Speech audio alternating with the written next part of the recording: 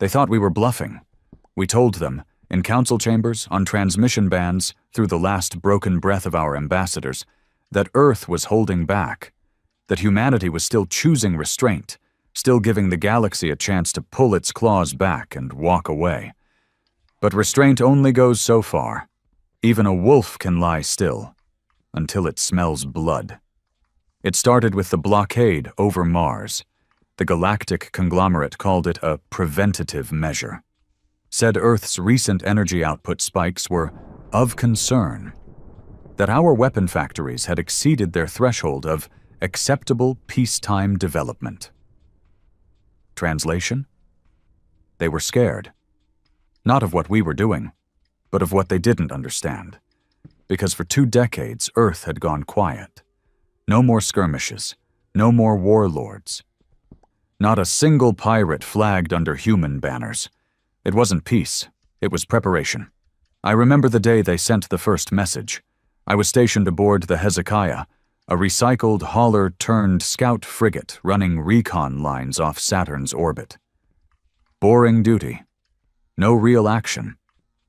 I was 6 weeks into a dry spell and reading old war logs on my downtime, just to keep myself sharp. Then came the transmission. It wasn't addressed to the fleet. It was broadcast to the entire EarthNet. Public, unfiltered, arrogant as hell. The conglomerate high speaker, voice calm, like we were a child needing discipline. Due to Earth's refusal to comply with the Energy Armament Treaty and continued militarization of its orbital stations, the conglomerate will deploy a stabilization fleet around Earth's system effective immediately. This is not an act of aggression, but of preservation. Comply, and you will be spared. Spared. That single word ignited something deep in every human that still had fire in them. We didn't forget history. Not Earth's history, not the galaxy's. The conglomerate didn't spare people. They processed them. Colonized minds, repurposed tech, wiped out bloodlines and rewrote memory streams. Always under the name of peace. We'd seen what they did to the Venari colonies, how they reduced an entire sentient race to factory drones in 10 years flat, took away their names, their ability to reproduce freely, called them streamlined. And now Earth was next? We tried to speak. President Lennox gave a formal response, diplomatic, respectful, full of the kind of words that meant, "This is your final chance to back off." She warned them clearly, "We are not defenseless. Our silence has never been weakness. You will not like what happens next." They laughed. Literally. The Galactic Council chamber erupted in laughter, like we were children pretending to be monsters. They forgot who the monsters really were. 3 days after the blockade began, they boarded Lunar Station Theta, claimed it was for inspection. They took 47 humans hostage, tortured 5 of them for access codes to Earth's defense grid, streamed it live on the outer net, said it was a warning. That's when everything changed. That's when Earth activated protocol blackout. Suddenly, every satellite went dark. EarthNet vanished from the grid. No transmissions, no diplomacy, no warning. The entire planet went completely silent for 12 hours. I was still out on Hezekiah, watching the stars, wondering what was coming. And then we saw it. The first human dreadnought, the Widowmaker, breached fold space 300 clicks off Jupiter's belt. It didn't announce itself. It didn't hail the blockade ships. It just opened fire. And in under 5 minutes, 9 conglomerate vessels, Class 3 battlecruisers, were torn to scrap. Not just destroyed, dismantled. Precision shots, internal explosions.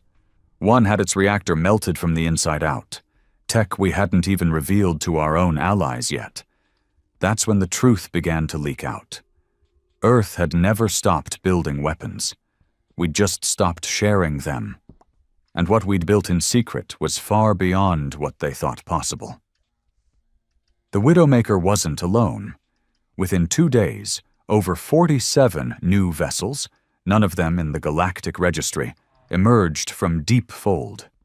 They didn't carry flags. They didn't speak.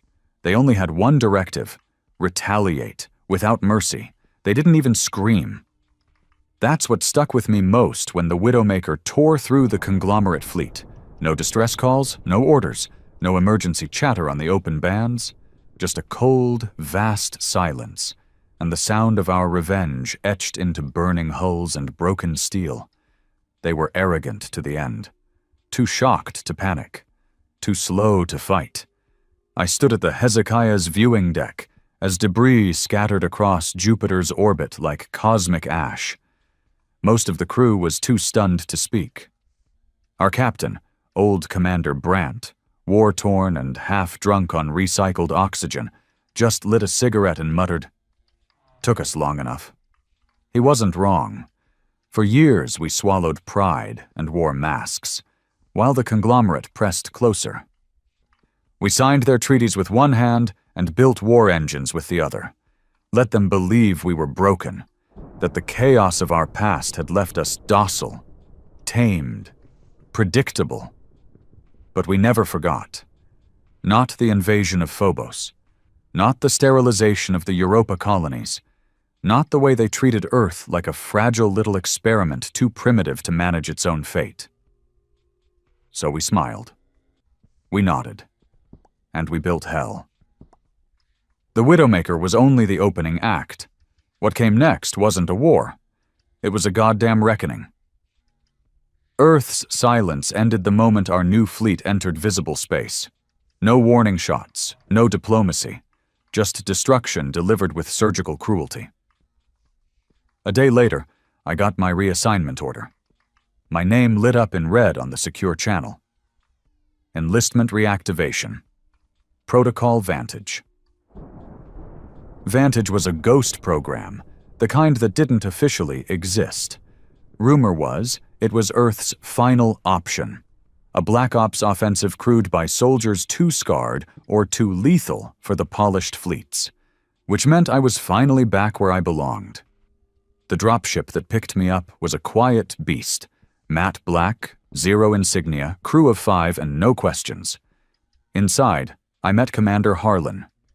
He didn't bother shaking hands, didn't say welcome, just handed me a neural feed strip and said, "Plug in, learn fast. We move at 0500.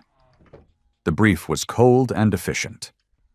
Target, GCV Ardent Valor, a conglomerate diplomatic carrier turned tactical command post.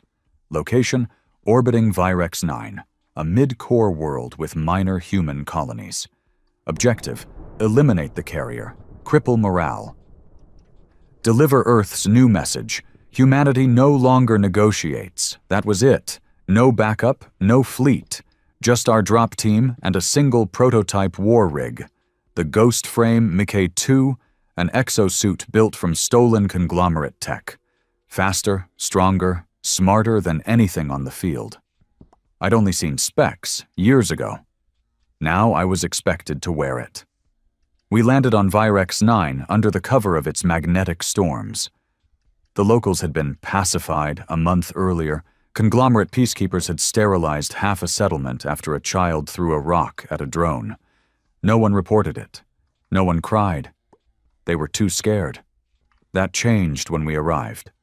Commander Harlan dropped first. The ghost frame made him a silhouette of death, gliding through the storm with blue plasma coiling at his fists. We didn't announce ourselves, didn't raise flags. We let the conglomerate base patrol see us just long enough to recognize what we were, then we erased them. 10 seconds. That's how long it took to neutralize a fully armed outpost. No survivors, no alerts. We moved fast, up the ridge, through the thinning air, toward the GCV Ardent Valor moored like a god over the planet.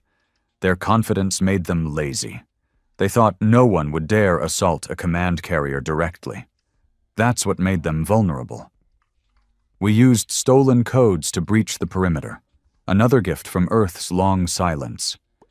Our tech had evolved beyond what they expected.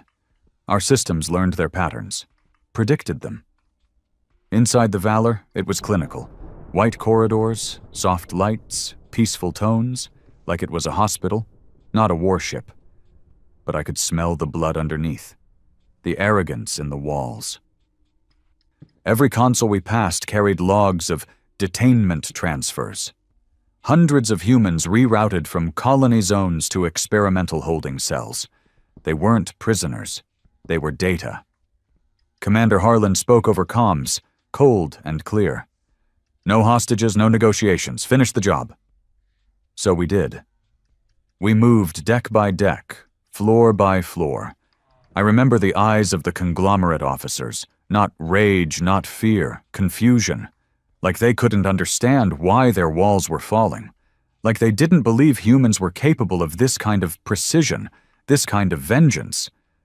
But we were done explaining ourselves. I reached the central AI core first. 4 guards, 1 drone sentry. I didn't pause. 2 bursts from my rail cannon cored through the guards. A plasma blade silenced the drone. I breached the core's housing, pulled the failsafe triggers, and rigged the place to melt from the inside out. And then I spoke into the open channel. Their open channel. I wanted them to hear it. This is Earth's answer. You were warned. You laughed. You shouldn't have. The explosion shattered the ship's spine. We evacuated in silence. Behind us, the ardent valor split in half and burned into Virex's upper atmosphere. 200,000 tons of command and control, gone. News of the destruction spread fast. Conglomerate systems flickered with panic. Civilian broadcasts in the outer rim caught footage of the Valor falling, its remains lighting up the night like judgment. And for the first time in centuries, the galaxy was afraid of Earth again. They tried to retaliate, of course. That was always the plan. Within 48 hours, 3 fleets launched towards the Sol system, heavily armed. Arrogant again, thinking they'd catch Earth scrambling, unprepared, exposed after such a bold first strike. But they didn't know what we'd done underground, what we'd buried in the crust, what we'd built beneath the cities they thought were soft. The first fleet entered Neptune's orbit. They never made it past the Kuiper line. Earth's automated orbital cannons, the sky teeth, activated without warning. Thousands of kinetic rods fell from orbit like steel rain. One fleet commander tried to deploy flares. Didn't matter. The rods weren't aimed at ships. They were aimed at space itself, disrupting local gravity, collapsing their fold cores mid-jump. They tore themselves apart before they ever saw Earth. The second fleet tried to reroute, so we jammed their comms, fed them false coordinates, and guided them into a dormant asteroid field Earth had mined with antimatter. They blinked in. They didn't blink out. The third fleet reached Mars orbit. That's when Earth released Unit 13. Nobody knew what it was.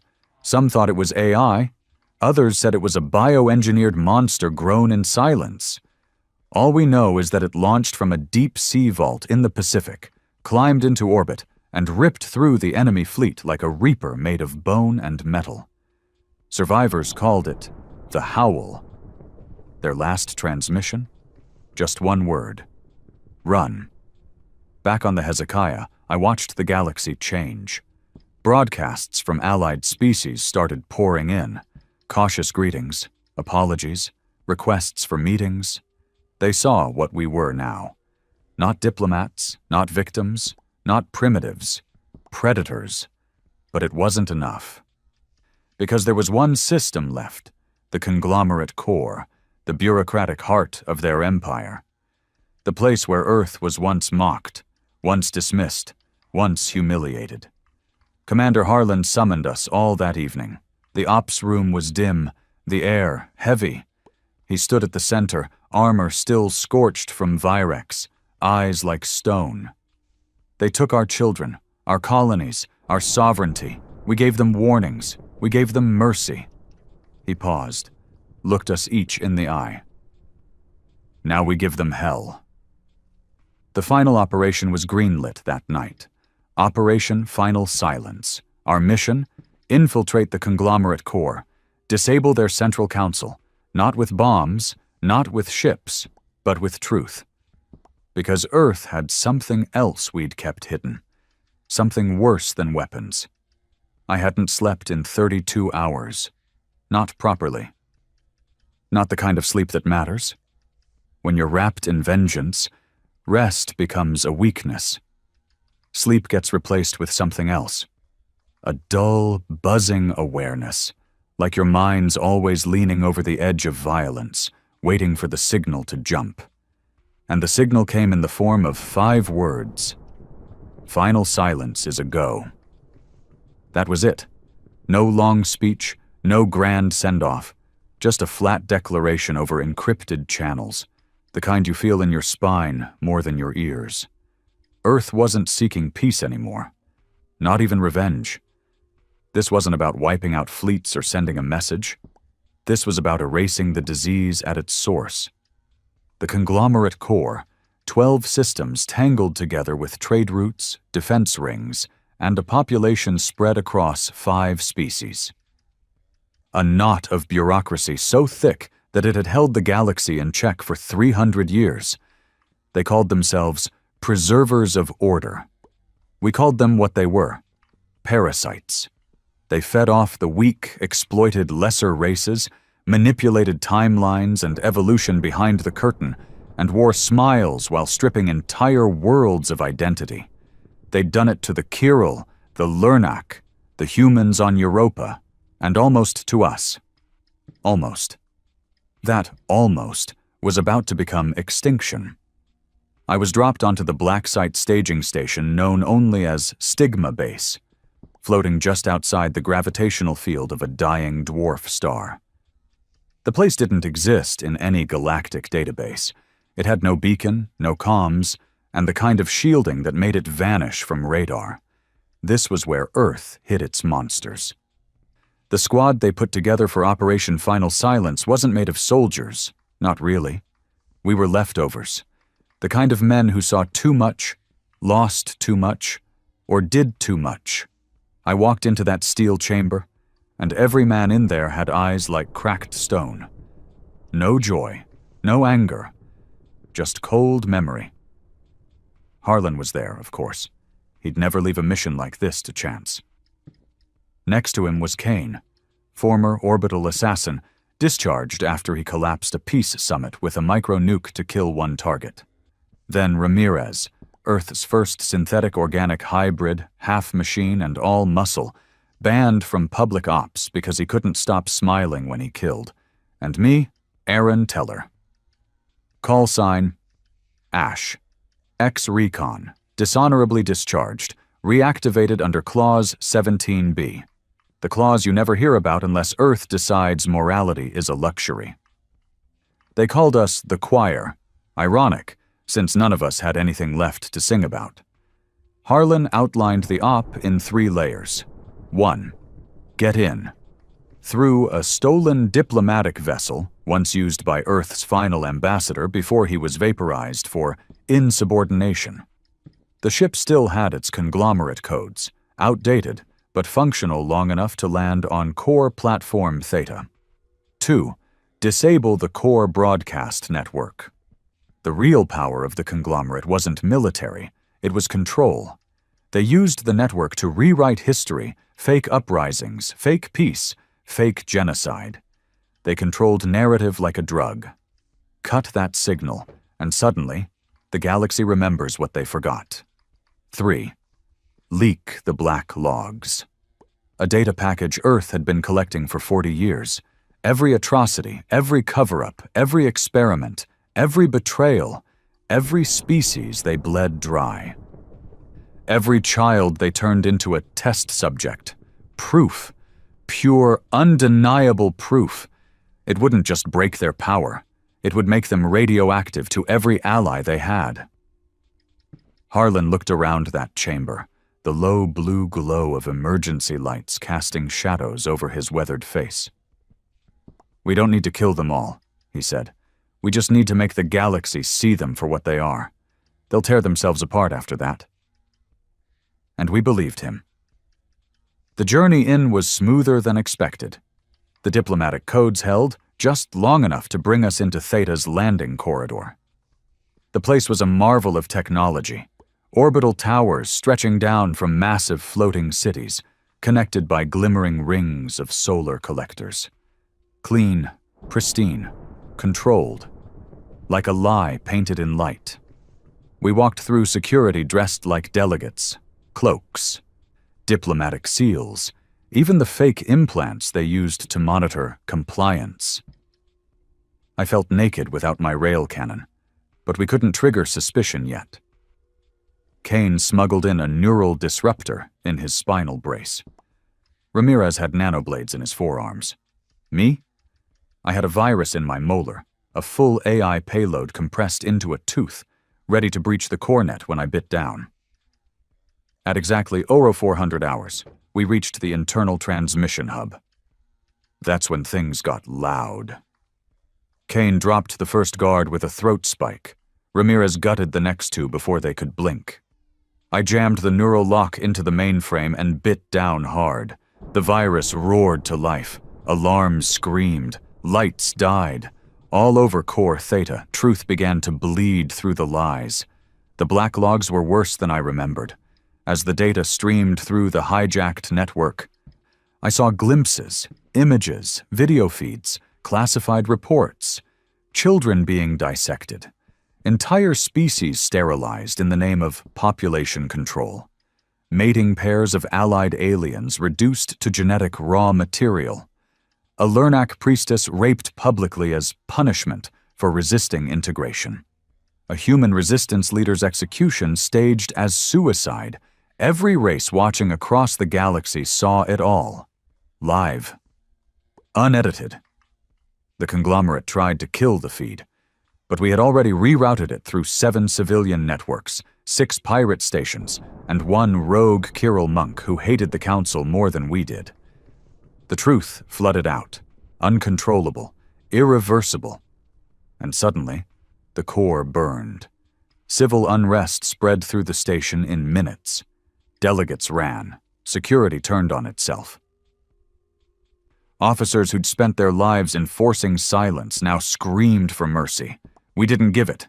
We fought our way toward the heart of the station, the Council Spire, a tower of glass and arrogance reaching above the clouds of Core Theta.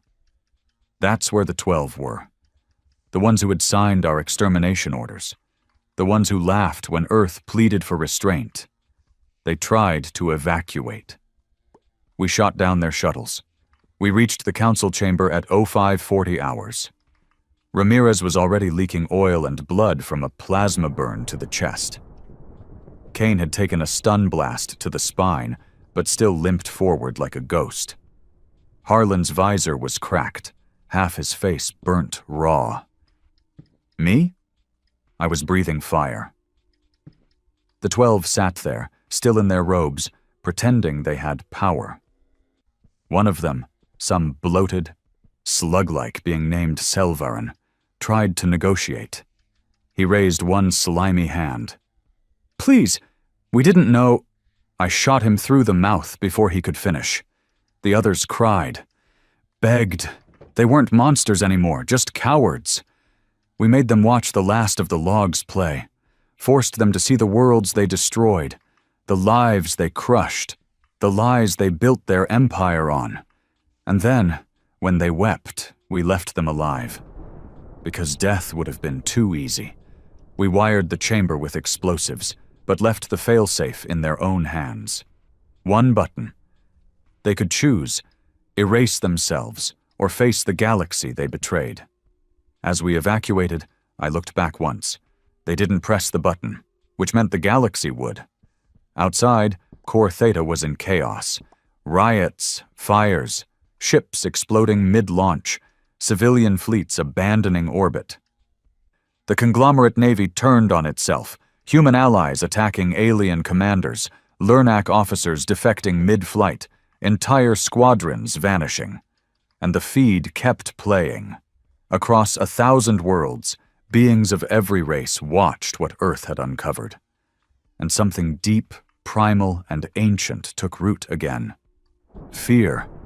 Not fear of Earth's weapons, but fear of our memory, of what we'd kept, of what we'd never forget. We rendezvoused with the Hezekiah near the collapsed rings of Theta. Harlan was the last aboard. His armor cracked, his breath shallow. He sat down across from me, pulled off his helmet, and let out the quietest laugh I'd ever heard. They should have listened. That was all he said. The galaxy would never be the same. Earth didn't just win. We rewrote the order of things. And this time, we weren't going to play nice. They always said truth brings peace, that once the galaxy knew, everything would fall into place, justice would bloom, and order would return. But that's not what happened. Not even close. The truth didn't bring peace. It brought war. It's easy to blame monsters when you don't know them. It's easier to live under tyranny when you don't see the blood. But the black logs ripped every layer of comfort and ignorance from every corner of the galaxy. And once you show people the bones in their own backyard, they don't want justice. They want revenge. The conglomerate was dying. Everyone could see that. But what no one saw coming was what happened next. They didn't collapse. They didn't surrender. They turned on each other. The core burned, but not from Earth's fire, from within. Selvaron's own species, the Ixari, declared him a traitor to biological life. They executed every member of their race who ever held office in the Council. Whole bloodlines gone in hours. The Lernic homeworld fell into civil war, their factions arguing over who helped the conglomerate more, and who should pay for it now. And the Kyril, those tall-eyed priests once seen as spiritual guides, suddenly broadcasted mass confessions of crimes committed under conglomerate blessing. The galaxy wanted to forget. But Earth made sure they couldn't. We didn't pull the truth back. We amplified it, looped the worst of it on an endless feed, sent it across wormhole relays, translated it into every dialect known. The feed didn't show heroes. It showed victims, and it showed faces. Not statistics, not politics, children, parents. Entire cultures dissected, traded, vaporized in labs, replaced with obedient copies. You can't forget a face. And that was the point. We thought that would be enough. That with the conglomerate exposed and fractured, Earth could step back, focus on rebuilding, healing. But something had shifted. In the galaxy, and in us. We didn't just win the war, we changed the rules. And once you do that, no one wants to go back to the old game. Especially not us. I returned to Earth 3 weeks after final silence, or what was left of it. It was quieter now. Not dead, just waiting. Cities still stood, but everything felt temporary, like humanity wasn't meant to stay anymore. The orbital towers still blinked with blue light. The defense nets still hovered in perfect formation. But the streets were emptier. The noise was gone. The distractions. The politics. What replaced them was purpose. Every factory on Earth ran at full tilt, not making luxury, not making consumer tech. They were building fleets, suits, drones, defense towers, terraform rigs, AI command cores, not for survival, for expansion. I sat at a cafe on the lower deck of New Athens, sipping recycled caffeine, staring up at a news feed playing above the promenade. The Lernic exodus continues. Over 80 million refugees seek entry into Earth-allied territory. New human command center established on former Ixari trading planet. Local militias support transition. Unrest in Outer Rim. Human mercenaries offer security in exchange for planetary rights. We didn't plan to be an empire, but power doesn't sit still. And when the galaxy saw that Earth could destroy without remorse and reveal the rot in their gods, they didn't fear us. They started to depend on us. I met Harlan again that night. He was waiting on the ridge above the Amazon crater, the old one. The scar left from the conglomerate's first orbital test back in 2187. He looked older, leaner, like all the war had finally caught up to his bones. He didn't say hello. He just handed me a data slate. It's happening again. The screen flicked on. A grainy vid feed, probably intercepted, probably not meant for us. 2 alien children. Caged. Experiments in progress. Human scientists. Earth uniforms. I felt something cold move behind my ribs. Where? I asked. Out in Lerna. One of the fringe colonies? They said they were studying biological adaptation for refugees. I wanted to look away. I wanted to think it was fake, but it wasn't. We weren't the same anymore. Some of us remembered why we fought, but others? They just learned how to win. The worst part wasn't the cage. It was the look in that scientist's eyes. The same one I saw in the conglomerate vids. Clinical, detached, as if these kids were data points, not living things. We said we were different, I muttered. Harlan nodded. We were, until we weren't. We sat there in silence for a long time, watching Earth from above, its scars glowing faint under the stars. What do we do? I finally asked. The same thing we did last time, he said. We warned them. We launched Operation Emberfall 3 days later, unauthorized, unsanctioned, off the books, because the rot had found its way into us. There's no greater threat than your own reflection, especially when it thinks it's justified.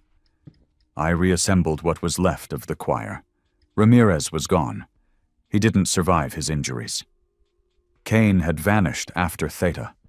Some said he went to live among the Lurnak tribes. Others said he never made it off-world. But others came. New ones. Soldiers who knew what the war had cost, who didn't want to become the next version of what we'd just destroyed. We hit the Lerna facility hard. No warnings, no negotiations. We breached the outer perimeter under the cover of a false refugee broadcast. They opened the gates thinking we were bringing more subjects. Instead, we brought judgment. 17 dead. 4 captured. Data wiped. Labs burned. Children freed. We didn't take prisoners. The ones who tried to run were shot in the back. No hesitation. When the flames were high enough to be seen from orbit, I left one thing behind.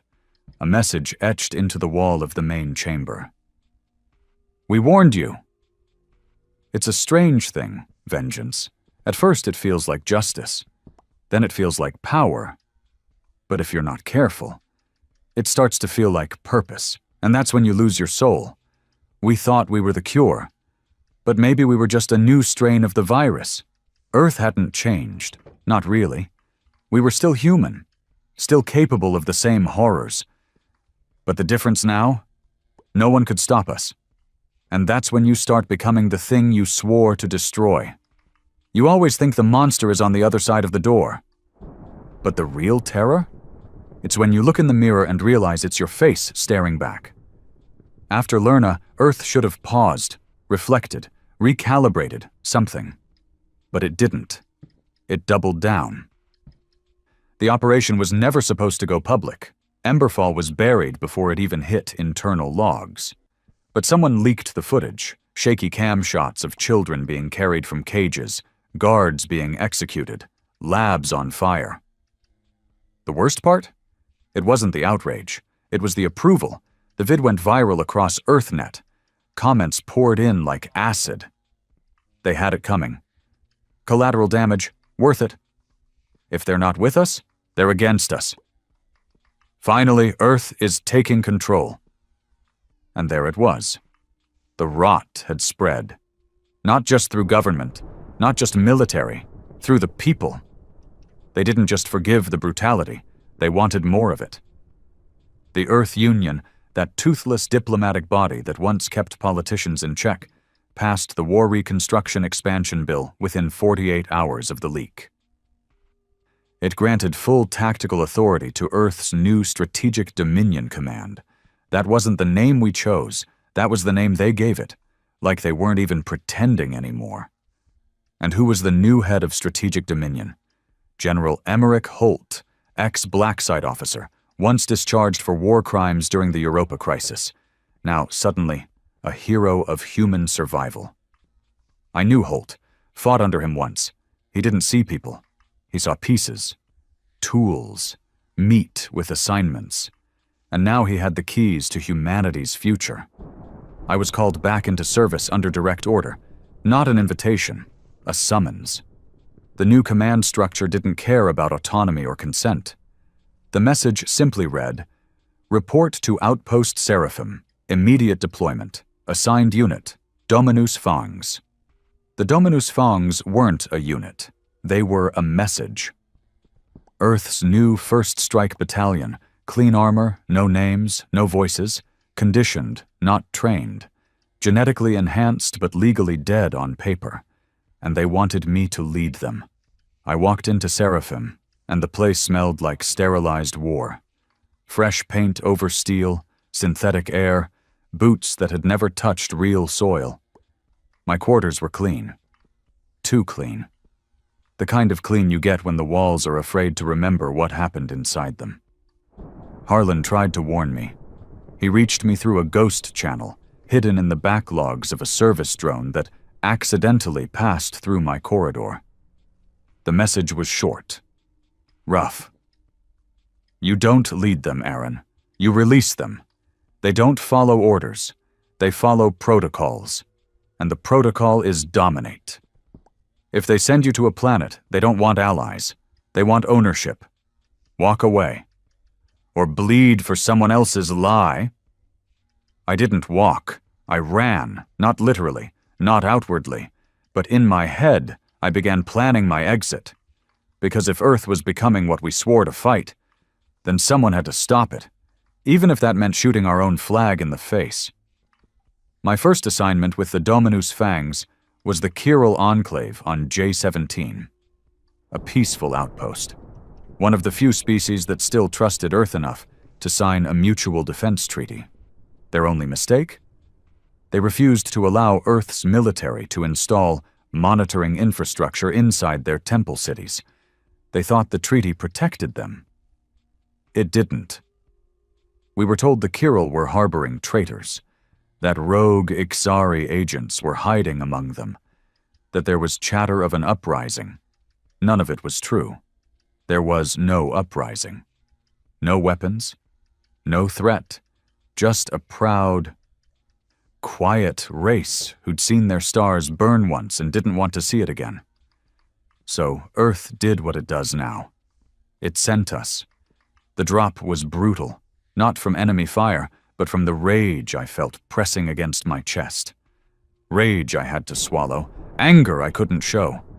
The Dominus Fangs didn't blink. They landed spread out, swept through the village like a virus in armor. Doors kicked in, families dragged out, data cores seized, priests beaten for resistance. When the elder demanded to speak with me, I tried to de-escalate. "We've done nothing wrong," he said, voice shaking. "You are guests in our home." I told him to stay calm. I told him to trust me. He did. 2 minutes later, one of the Fangs executed him with a spinal spike, justified it as latent hostility. I snapped, grabbed the soldier, slammed him into the wall, screamed in his face. But he didn't react. Not fear, not confusion, just cold programming. "Violation of Protocol 9.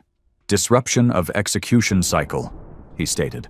"Further resistance will be met with termination." I looked at the squad. And I knew then I wasn't leading anything. I was the leash they stopped pretending to hold. That night, I made a choice. I pulled my hidden beacon from its compartment, the one piece of tech not registered to my new loadout. It was old EarthNet, pre-protocol, analog coded, not traceable. I pinged Harlan. "I'm done. Pull me out, or I burn this whole place down with them inside." The reply came faster than I expected. "Extraction window in 19 hours. Bring proof. The galaxy's watching again." Proof wasn't hard to find. The Fangs didn't hide what they did. They recorded it, bragged about it. Uploaded it to internal feeds as efficiency logs. I found a data cube with footage of a Chiral child, maybe 8, 9, being interrogated under sensory isolation. 37 minutes. The kid didn't break. didn't cry, but the logs showed the soldier marking it as non-cooperative hostile. And then the screen went red. Cleansing protocol applied. The child vanished from the feed. I uploaded it all. To the underground networks, the pirate channels, the last few corners of the galaxy that still gave a damn. Didn't matter if I made it out alive. Earth had to bleed for this. I almost didn't make it to the evac zone. The fangs caught on fast. Their internal sensors flagged my unauthorized transmission. One by one, they peeled off patrols, locked me in a perimeter. I ran through temple corridors dripping with blood. Chiral bodies left where they fell. Priests shot during prayer. Infants crushed beneath the rubble of structural enforcement. This wasn't war. This was a message, and I wasn't sure who it was meant for anymore. The evac ship came down fast, dirty, unmarked. Harlan was at the helm, one eye gone. New scars, but alive, and still fighting. I collapsed into the hull, covered in soot and blood and guilt. He didn't speak for a long time. Then he handed me a canteen. You did what most wouldn't. I laughed. Or maybe cried. I'm still not sure. I was supposed to be the monster. You were, he said softly, until you decided to kill it instead. That night, the footage went live. Again. The galaxy held its breath. Earth's supporters, the ones still clinging to the illusion of justice, went silent.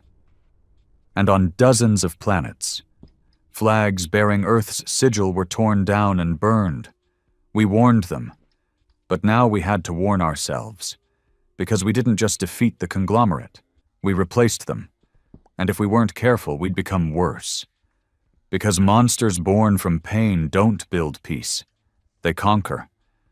I once believed fear was enough, that when the galaxy finally saw what Earth could do, when we showed our teeth, burned their fleets, broadcast their crimes, they'd fall in line.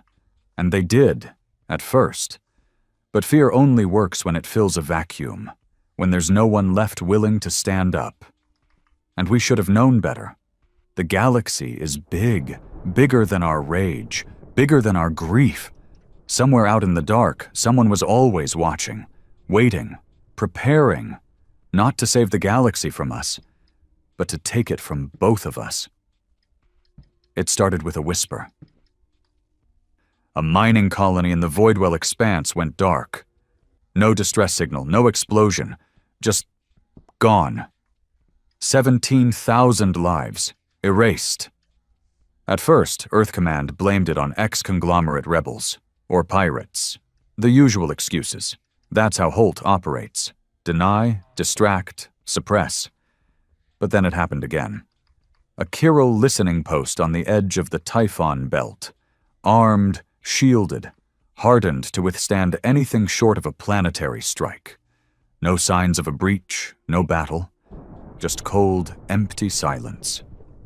By the third disappearance, they couldn't keep it off the grid. That's when the stories started.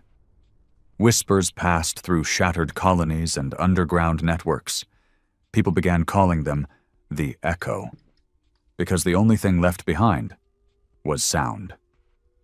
A low, endless tone.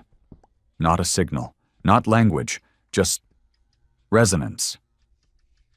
Like something impossibly old was humming its arrival across the stars. Harlan brought it to me in person. We met inside the skeleton of a half-built cruiser drifting above Earth's moon. Hull exposed, no gravity, just steel beams and vacuum and the sound of our own breathing. He floated the recorder between us. We pulled this from the ruins of Arcos 7, he said. Only thing left intact. He hit play. At first it was just static. Then the sound came. It wasn't mechanical. It wasn't digital. It was alive. A tone that made my teeth ache and my brain feel like it was unraveling. It shifted frequency every few seconds, almost like it was learning how to breathe. Then a voice. Not a human one, not even close. It didn't speak in words. It didn't need to. It felt like a voice.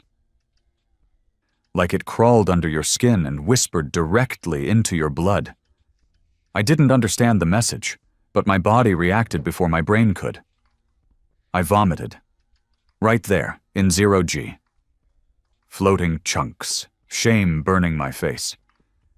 Harlan didn't judge. He looked pale, too. "We've decoded parts of it," he said. "It's not a warning." "What is it then?" "A reminder." I stared at him, throat dry. "Of what?" He didn't answer right away, just handed me a new data chip, labeled with one word, Remnant. The Remnant weren't in any galactic database. No diplomatic records, no war logs, no myths, nothing, which meant they either never existed, or they existed so far back, everyone forgot. Until now. Earth's top analysts, the black site kind no one ever hears about, broke their silence after 2 weeks of complete radio blackout. Their conclusion? The Remnant are not new, they are returning. And worse. They were here before the conglomerate, before the Chiral, before recorded sentience. They weren't conquerors. They were the ones who came after the fall. Scavengers of broken civilizations, cleaners of rot. They didn't fight wars. They waited for collapse, then picked the bones clean. The recordings from later colonies were worse, not visual, just audio, always the same tone, always escalating in frequency until it cracked every sensor. And then, silence. When they finally recovered a body, a Chiral scout, it was perfect. No wounds, no trauma, not even fear on his face, but his brain was gone. Not removed, not damaged, erased. Every neuron hollow. Like the memory of life had been deleted, molecule by molecule. We weren't fighting a species. We were fighting an idea. Something so old and patient it didn't need to destroy us physically. It just needed us to keep becoming what it wanted us to be. Broken, fragmented, arrogant, distracted. Sound familiar? Holt didn't believe any of it. Of course he didn't. He called it psychological warfare.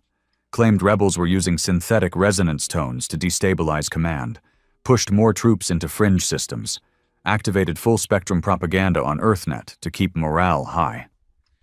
I confronted him at the Bastion Summit, the first time we'd seen each other since my discharge. He didn't even flinch when I brought up the echo. "Fear is a tool," he said. "You should remember that. We used it well against the conglomerate." "This isn't the conglomerate." "No, this is your imagination, or worse, your guilt." "They're real, Holt." He leaned forward, voice quiet but sharp. "Even if they are, let them come." "You think we can beat them?" He smirked. "We already beat a galaxy. What's one more enemy?" That's when I knew. Holt wasn't afraid, because he wanted the fight. He wanted an enemy so terrifying it would justify turning Earth into something even darker. He needed them, and they needed him. A week later, they hit Alcar's Drift. Population, 1.2 million.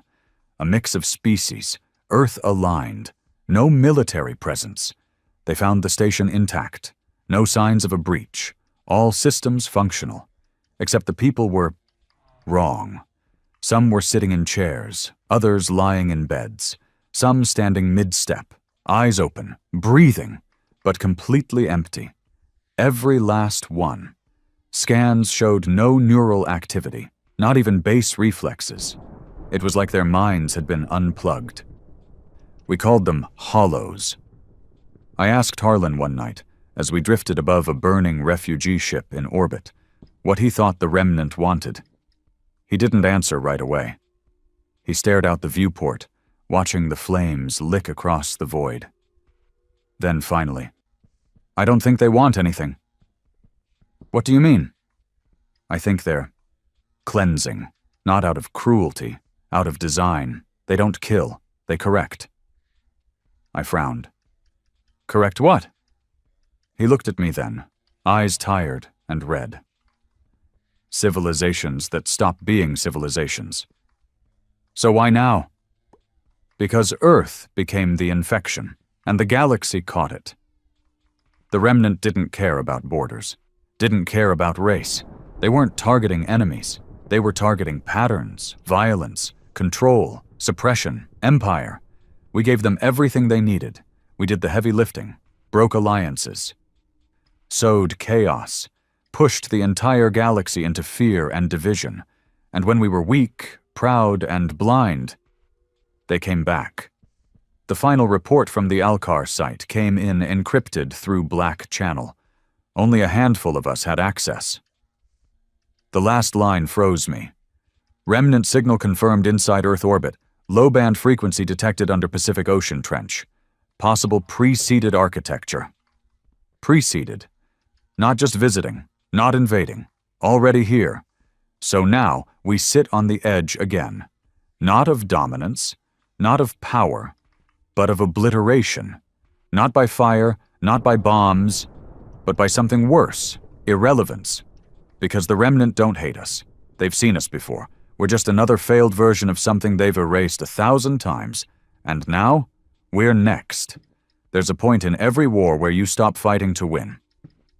You fight because you don't know how to stop, because surrender feels worse than death, because silence feels like defeat. Earth had reached that point, but the enemy we were up against now. They didn't care about our noise. They didn't want our surrender. They wanted our absence. And yet we still thought we could beat them. Still thought if we just struck hard enough, deep enough, we could scare the galaxy back into place, scare the Remnant back into the shadows. It was Harlan who said it first. We're not playing chess anymore. We're trying to arm wrestle a god. But General Holt? He wasn't listening. The Remnant's presence under the Pacific Trench changed everything. Not just because they were here, not just because they'd been here, but because of what Earth decided to do about it. We called it Project Leviathan. Yeah, real subtle. A planetary bore strike, a weapon capable of punching through Earth's own crust, down into the oceanic trench, and detonating a payload so powerful it could rattle the planet's core. Built in secret under the guise of seismic research. Controlled by an AI that made decisions faster than any human could react. It wasn't designed for war. It was designed for erasure. The thinking was simple. If something ancient was buried under Earth, something watching, listening, waiting, we could kill it before it rose. Problem was, it might not be the only thing that died. Harlan called me at 300 hours, encrypted, ghost channel. Again. His voice was tense. They're lighting it. The Leviathan's primed. Holt gave the green light. I didn't respond right away. I was in low orbit, aboard the Iron Spire, a converted defense ship now running black site recon. My orders were classified, but I already knew what they meant. Observation, containment, suppression of panic. He's actually doing it? I said. Launch is in 14 hours. Once the core arms, there's no override. What's the blast radius? Worse than you think. If it breaches the mantle, it's not just Earth. The orbital grids, the moon installations, the tides, hell, even Mars gets scorched. He's willing to risk everything? Harlan's silence answered that for me. I watched the footage live. The Leviathan looked like a beast, a drill the size of a skyscraper, mounted to a submersible rig off the Mariana Shelf. Black and ugly and humming with energy. 3 Earth carriers hovered above it, armed to the teeth, ready to intercept anything that moved. Not just Remnant. Us, too. I knew what Holt was doing. He was gambling the future of humanity on one strike, because if the Remnant didn't die in that trench, then at least we'd send a message. Humanity doesn't beg. Humanity kills. But he wasn't thinking clearly. He'd built himself into a corner, surrounded by yes-men, guarded by protocol, drowning in his own legacy. And now? He was ready to burn the world just to light his name in the dark. I got planetside through a compromised carrier. A sympathetic officer owed Harlan a favor. 1 shuttle, 1 chance. My objective, infiltrate the Leviathan's control rig and abort the launch.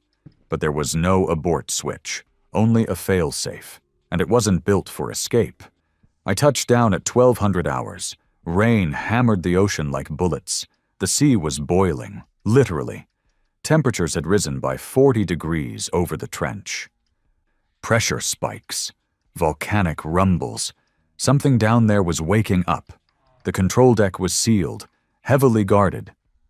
But Harlan had a back door, a maintenance shaft under the deck, lined with coolant pipes and heat-resistant foam.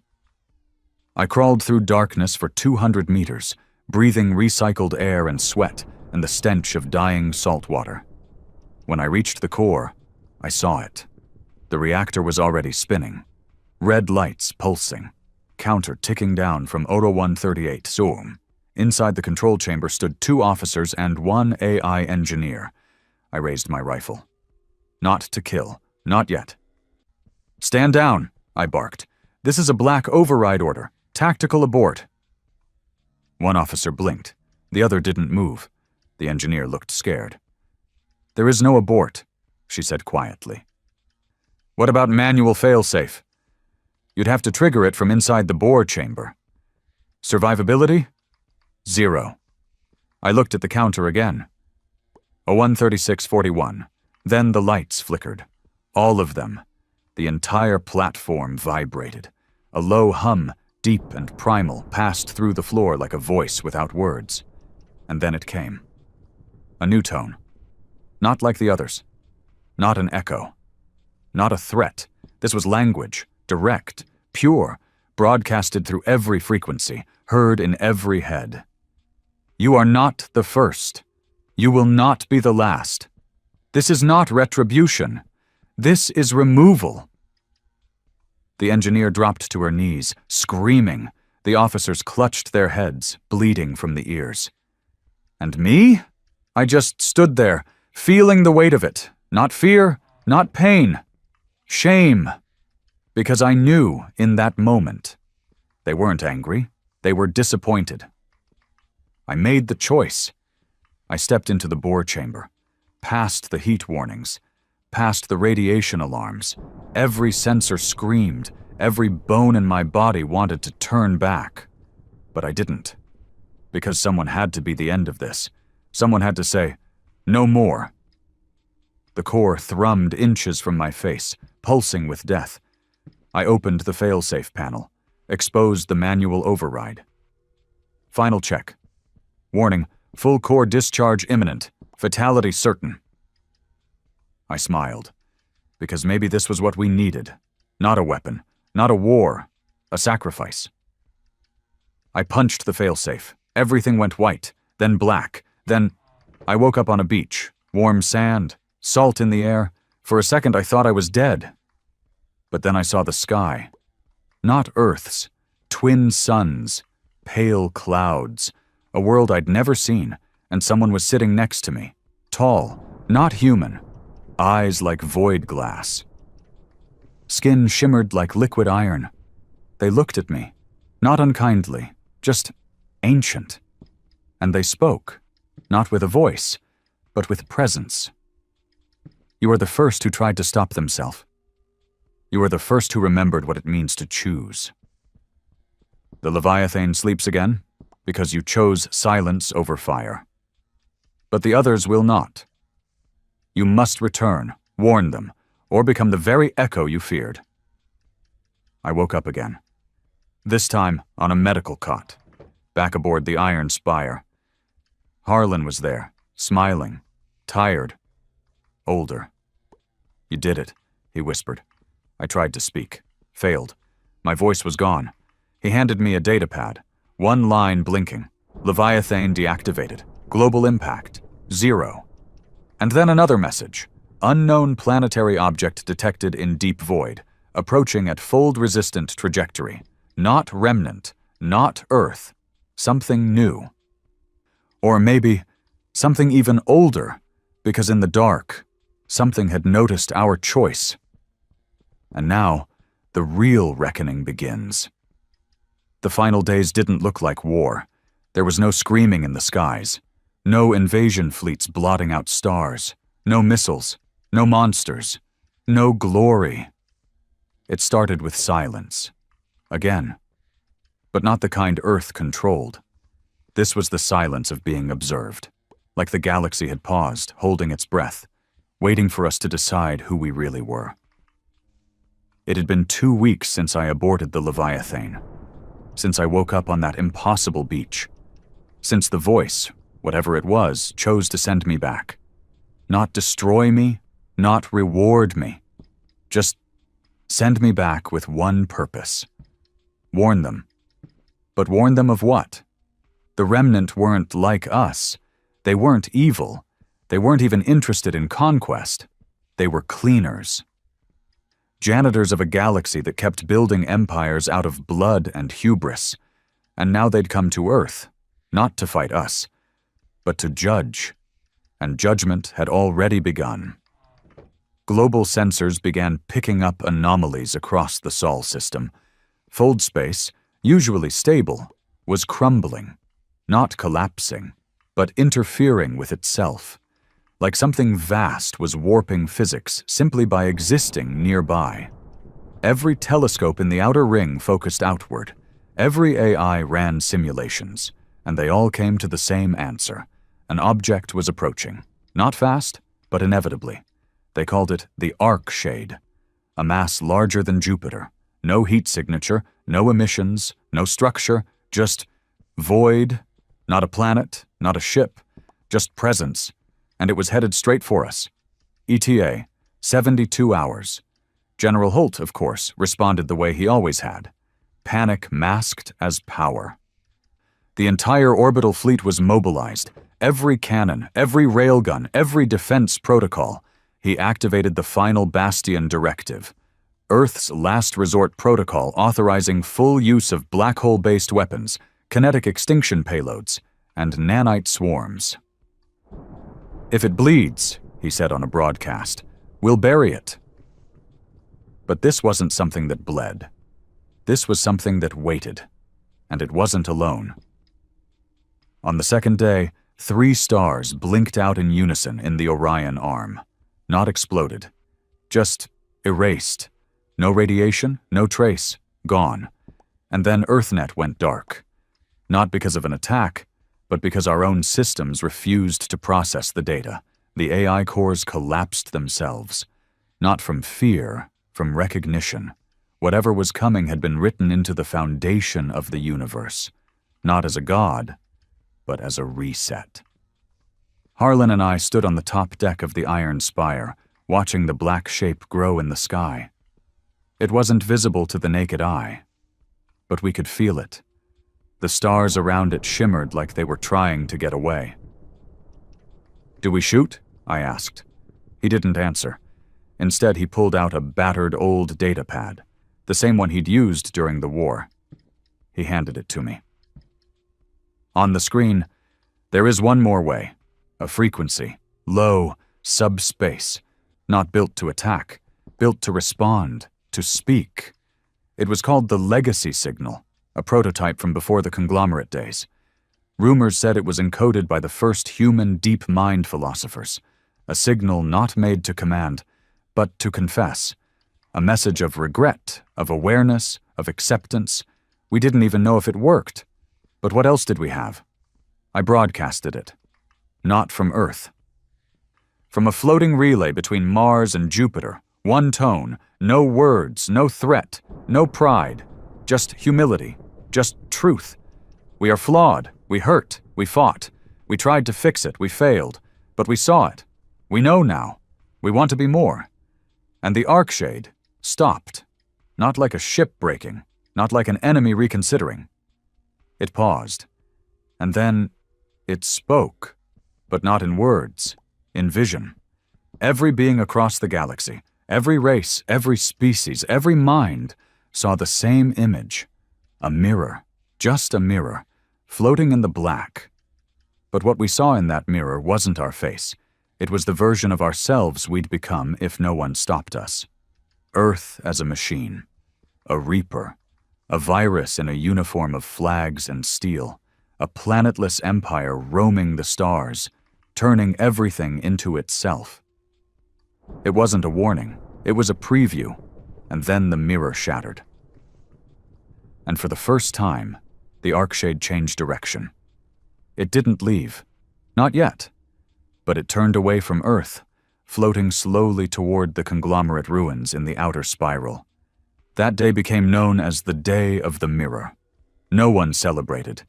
There were no parades, no speeches, just silence. The kind that meant something was over. Or something was beginning. Earth fell quiet in the days after. Not from fear, but from shame. Factories paused. Fleets stood down. Broadcasts returned to old music, old stories. People began talking again, not shouting, talking. And that was when the message came. From the Kirill, the Lernak, even the Ixari, what was left of them. They asked Earth a single question. Do you still want to lead? And for the first time in human history, we said no. We didn't want to lead. We wanted to walk beside. The Galactic Union, rebuilt from the ashes of war, was formed 6 months later. Earth was not at the head. We were not its center. We were just a part of it, like everyone else. One voice among many, no louder, no softer. And for us, that was the victory. Not the burning fleets, not the surrendered planets, not the dead empires, but the day we finally shut up and listened. Holt disappeared, of course, took a black ops ship and ran. Some say he lives in the Voidwell expanse, still plotting, still waiting, still thinking war is the only truth. But I don't worry about him anymore, because if he ever returns, he won't find an empire. He'll find a world finally willing to be small again. Harlan passed away 2 years later. Peacefully, in a cabin on Europa's green zone, under a synthetic sky. I scattered his ashes above the trench where the Leviathan had slept. He once told me that Earth's greatest weapon wasn't its fury, it was its capacity for change, and that's what saved us. Not force, humility. As for me, I teach now. At a small station orbiting Titan. I don't wear the uniform. I don't talk about the war. But I show my students one thing. A cracked mirror. Kept in a pressure-sealed vault. Just in case we ever forget what we almost became. Because Earth warned them, and the galaxy didn't listen. But in the end, we did. And that made all the difference. The end. But maybe the beginning of something better.